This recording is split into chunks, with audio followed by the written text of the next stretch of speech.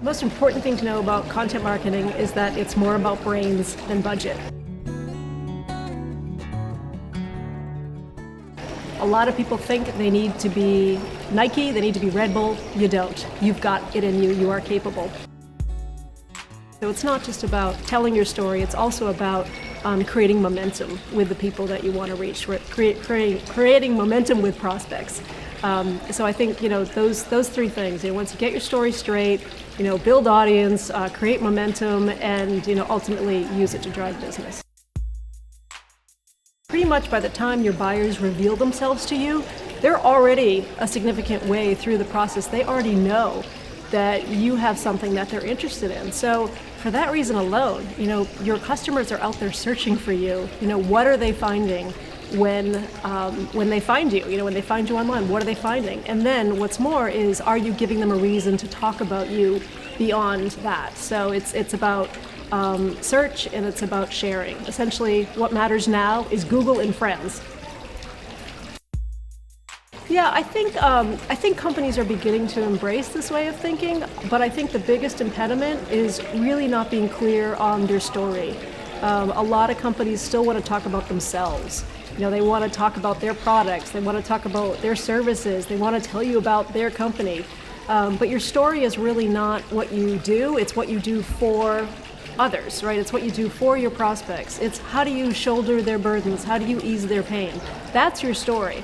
So your story isn't about you, it's what you do for the people that you want to reach.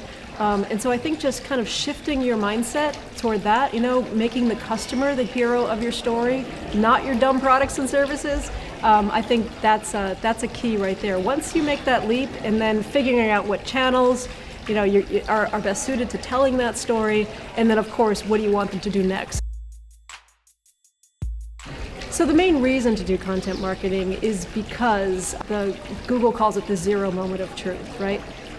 In our world, which there is a lot of sharing going on, there's a lot of interactions in the digital space, this isn't a world where brands are in control anymore. We hear a lot about that, but really what that means is the decisions that we're making are not controlled by brands, the purchasing decisions that we're making.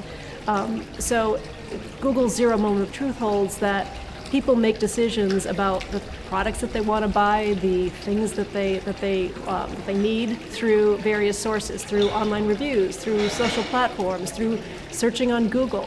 So there's many ways that they make decisions. It's not just about brands marketing to us, it's about us deciding when we want to reveal ourselves to brands. But in general, it seems that people are awakening to the idea that they need content as a foundation of their marketing, which is wonderful first. So I didn't feel resistance. I didn't feel that, prove to me why I need to think about content. I think that in general, Denmark businesses seem to be at that next step, which is, okay, we get it, we get the why. Now, how do we do this? What do we do? One thing I've noticed, though, just in terms of kind of where the Danish people are, I was really impressed with the fact that so many are on Instagram. That's not the case with a lot of countries. I talked in a lot of countries. I was in Turkey last week. They're not big into Instagram. I mean, a little bit, but it's just starting.